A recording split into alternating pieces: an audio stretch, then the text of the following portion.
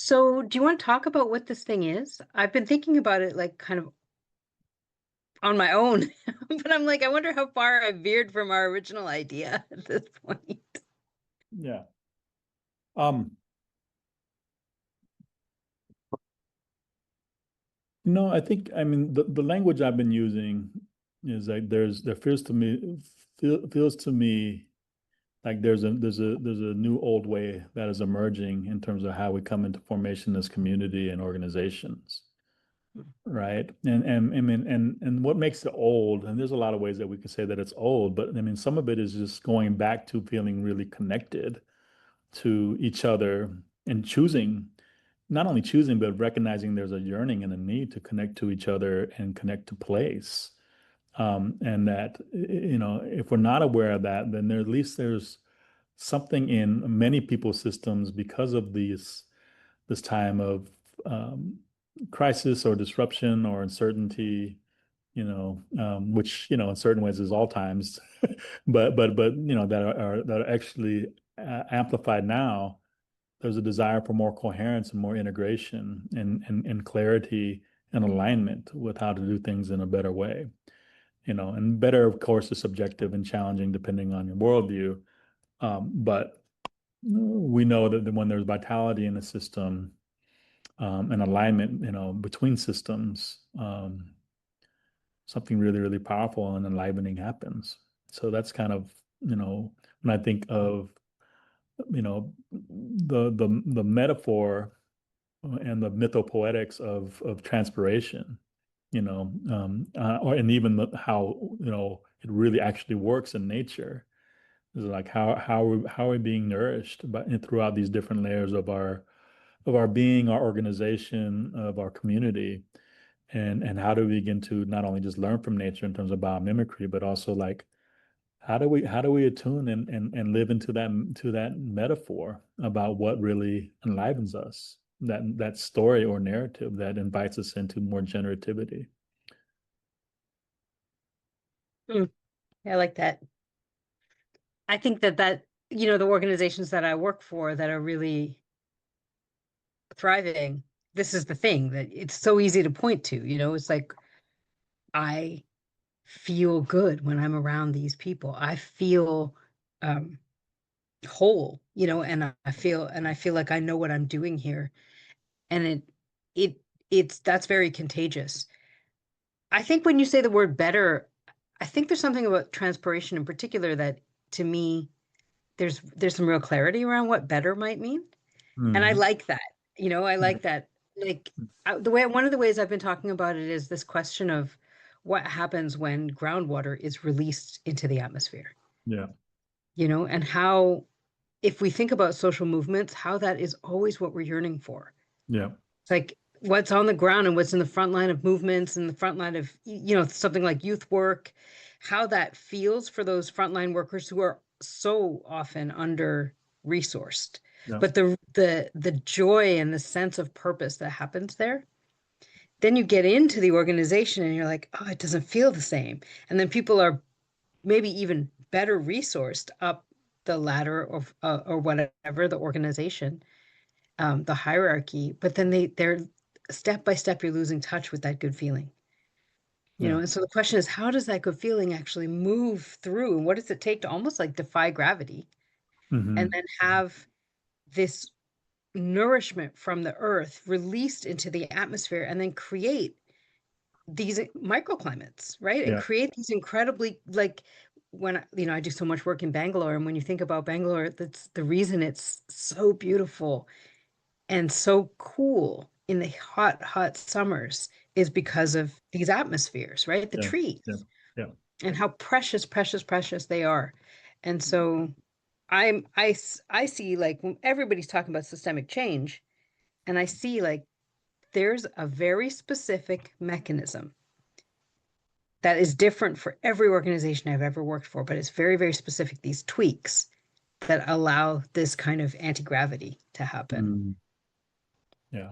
The acupressure points within the system. Yeah, yeah. Untanglings, reconnections, healings, Yeah. Well, remembrances. well, and it's not, and it's not it's nourishing and it's cooling, but it's also cool.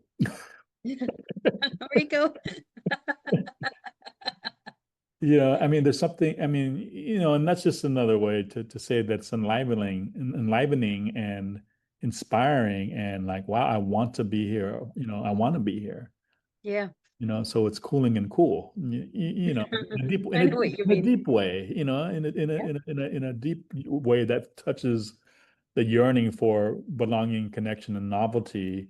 And the novelty in this case is, again, the new old, but the novelty is like we've gotten away from it, a lot of this, Yeah. so it is new again, even though it's kind of a remembering how to learn from nature, be expressions of nature, Yeah. uh, Yeah.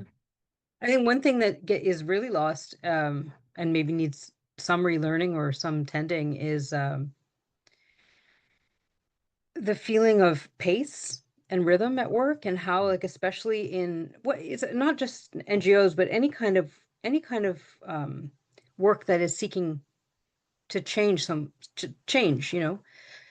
it's this kind of this pace, like people are almost wrung out and dried out by their not just their work, but their emails and their this like this flood of overwhelming rhythms that can't be parsed and can't be yeah, met, and it's hard to resonate with. yeah, And it's part of what I'm hoping that in those 5 days we'll have a chance to do is like set new rhythms, but also really feel and think together about how that can be done not on retreat. So yes, like there's the retreat, but then what is it that really help people fill up so they can carry something home? Because I know a lot of people who are going to come are organizational leaders, yeah, and it's nice to have a retreat. It's good. But this transpiration thing is different. yeah. Well, it's funny. We've been talking about this for, Alali and Lanwell and in other organizations too, or other endeavors where folks are doing essentially community building and organization development, um, in this kind of new old way, where they're really, really listening and wanting to know, wanting to inhabit the how, in a better way, the rhythm that you're talking about. What are the things that we need to touch on, socially, in terms of our own learning, in terms of, whatever the governance, whatever the strategy, whatever the tactics are, but how do we tap into the right cadence of that where we're not feeling, exhausted, or that we're extracting from ourselves, Mhm. right? And I think it's a testament to the evolution of certain fields and lineages in organization development around, how do we become a deliberate developmental organization, or learning organization. Um, uh, and I think that if we can continue down that road, that learning really needs to be embodied. It really needs to be resourced. It's not just an intellectual understanding or an awareness of a cognitive awareness of how these systems work, but it's also like, I'm exhausted, or there's exhaustion. There's energy. How are we tracking our energy? How are we Mhm. generating our energies? Not just individually in terms of self-care, but how are we learning to do that, building that capacity collectively? You know, um, and this is not out, uh, at the expense of being productive. If we're talking about folks who are really, concerned about different bottom lines, including the financial one, but probably a lot of the folks who we're going to be talking to are concerned with multiple bottom lines in terms of the social and ecological impacts, so to speak. But it's like, how much more effective can I be if I'm rested and we're rested, and there's a sense of connection, and there's a sense of a wanting to be there. Yeah. There's a sense of both it being cooling and cool. I'm going to stop with No, yeah, you like it. It's going to be the tagline.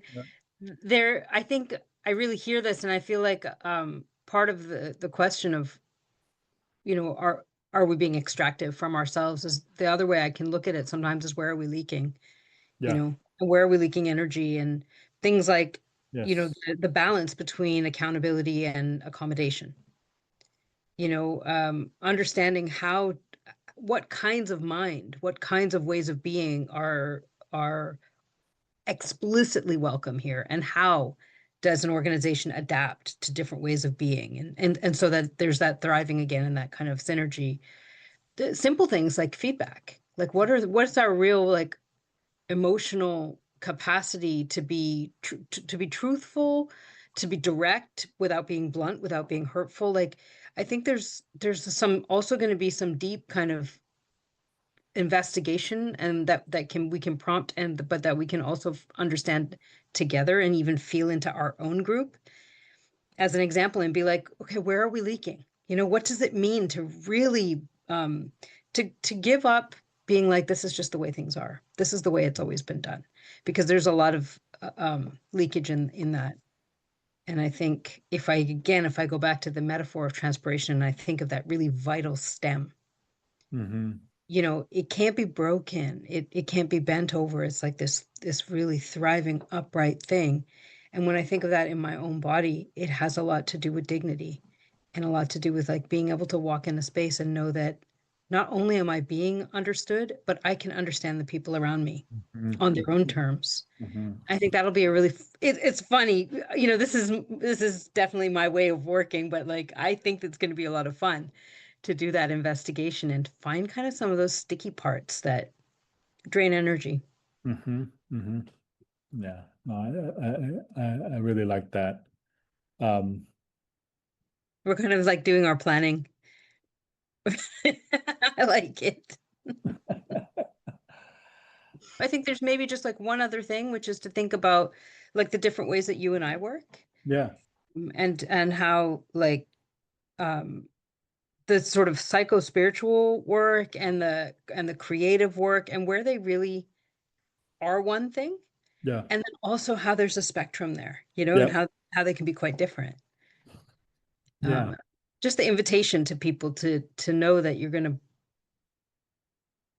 there'll be edges, to encounter Yeah. in different ways. That's a great thing to talk about. And maybe, at Alali, in a lot of the work that I do with the consulting and work that I do is, I really, I mean, to your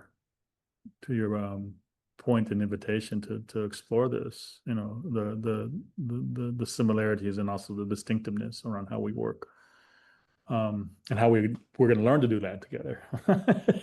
Yeah, You know, that this is the first time we're really working together, yeah, yeah, and so it's kind of I think it's going to be really exciting. I yeah. have no doubt that it's going to be fabulous. Yes, me too. It already is. Yeah, I think what's been really a powerful frame for people, is the way that I've been offering an expanded definition of innovation. Because it's such a big concept in the West, or it's such an alive concept in the modern Western market organizations, and it has been for a while. And it's mostly done in terms of material culture, and these things that how and processes as well, and that point to more, usually more resources quicker. But for me, innovation is how are we learning to work with scientific or high technologies, of course, the emerging, um, powerful, if not sometimes problematic, high tech, AI, and other things that we know that we're still learning, but obviously have such huge, huge, huge, impacts already. But how are we working to integrate scientific technology with social technology, or processes around design and facilitation and those types of tools and liberating structures with sacred technologies, in service of futures that are regenerative, futures that are equitable, and if innovation, regenerative futures, equitable futures does not mean there's lack of resources coming into systems. It means there's actually, more and healthier resources coming into ecosystems, so that we're continuing to live and thrive and heal. And so that's what I really feel like innovation is. And so more directly, like, the the range of technologies and techniques and methods that I know that you work with and have experienced, is powerful, and I'm excited to align with and learn from and collaborate with them. And I have my own, ones that I like work with in terms of scientific and definitely social and sacred technologies. And all of them are important. So how do we, like anybody, like some folks might be really, really strong with the high tech, and some people might be really, really strong in terms of design. Other people might be really, really strong in terms of certain sacred technologies, like a certain form of meditation that clearly does something, you know what I mean, over time, that can help the nervous system, that can help us cohere as community, or open up our creativity. And so I think that's the frame that I one of the frames that I like to work in when I'm working with different people who have different orientations around ways of knowing and technologies. Hmm. I love that. I think I just one did thing I really I did a cheesy smile. I was like, oh, did you? I didn't see it. I love One that. of the things that I've noticed in the last little while is like um this like various clients actually this year I've had this kind of feedback like take it slow, like be careful, like don't these people don't like to play, or they're very serious, or they're very troubled right now. Something's really going on. So be a little cautious and hold back on some of that play. Because people are inviting me because they like that playful creative, but then we get into the design processes and there's sometimes this like trepidation. But we get into the room and people are so hungry.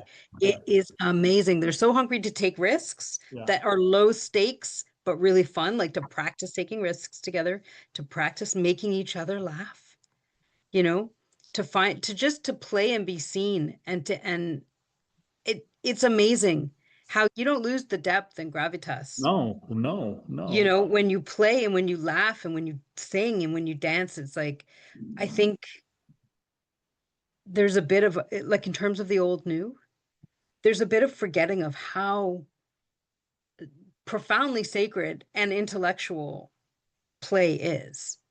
And Adult visionary. play, mask work, dance work, the whole gamut, image making, mark making, like how it reaches back to the beginnings of consciousness and Yeah. not just human consciousness. Well, and I forget who said it, was Plato or Aristotle. If like, oh, wow, I forget, but it's like you could learn more about a person in an hour of play than you can for a year working with them, or something like that. I'm butchering it, you know. But this is one of the famous Western philosophers saying this, and even with me and in some of my framing in emergent play is like huge. I mean that's part of our methodology. It's like how are we playing? How are we exploring? And I think if people have permission to play, and play creatively, Then it will be um, cool and cool. it is cool. It's cooling and cool. It releases energy. It's also Cooling very, and very, cool. very, very visionary. You know, let alone that it coheres people. Mhm. It brings energy, even as it releases energy. And I think where perhaps this has come with over time and because of our bodies of work. It's like, hey, we, worked with different kinds of organizations and communities and in the private and public and the NGOs Youth and the elders and the and so movement artists.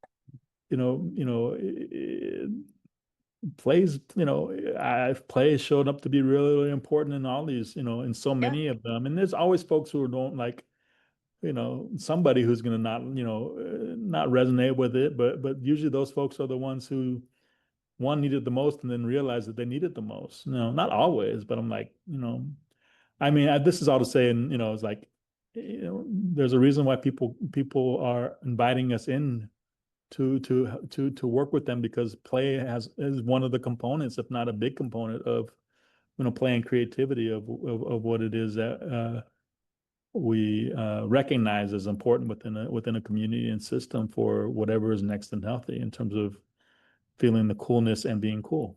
you know. Exactly. I guess the last thing I think before we close this, which we should do now, it's very long, um, is like I don't know what the limits are on Instagram, but we've definitely overcome them.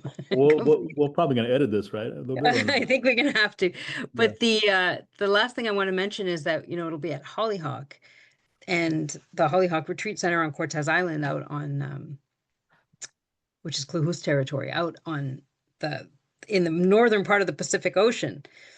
And that's a place I actually know pretty well. I've been going out to Cortez since I was like 21, and I'm about to turn 47. For 5 years. So about 5 years, give or take. Give or take. 5 years, give or take. And uh, it's such a special place. It's such an amazing place. Like the land itself, the place itself is so responsive and so activated, so cared for and loved in And its beautiful. many iterations, and And so beautiful. beautiful. And so Yeah. even the track up there is so beautiful, Yeah. if you choose to take the long route. Yeah. Um, yeah, so I hope that people who maybe haven't been out to Cortez or haven't been to Hollyhock or any of the Gulf Islands before, like also we should post some pictures. Just get Yeah. a chance, get Yeah. people just get a chance to know that how gorgeous it really is. Yeah. It's a beautiful and potent spot. Yeah. Yeah. Yeah. To say the least. It's Mhm. yeah. Yay. And well, I'm excited. I'm excited too. I'm Yeah. I'm really glad we're doing this.